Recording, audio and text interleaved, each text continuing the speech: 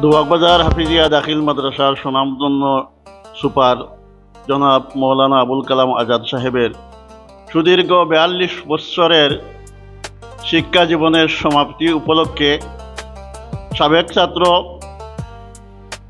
বর্তমান ছাত্র, এলাকার সর্বস্তরের জনসাধারণের পক্ষ থেকে আগামী ২৭ তারিখ সম্বর্ধনা অনুষ্ঠানের আয়োজন করা হয়েছে।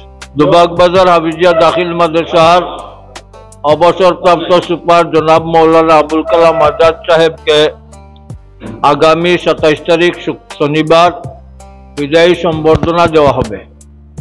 উক্ত সম্বর্ধনা সভায় মাদ্রাসার হিতাকাঙ্ক্ষী, বর্তমান ছাত্র, সাবেক ছাত্র, এলাকার মুরব্বিয়ান, সর্বস্তরের হুজুরের মুহিব্বিনদেরকে অংশগ্রহণ করার জন্য উদাত্ত আহ্বান জানাচ্ছি।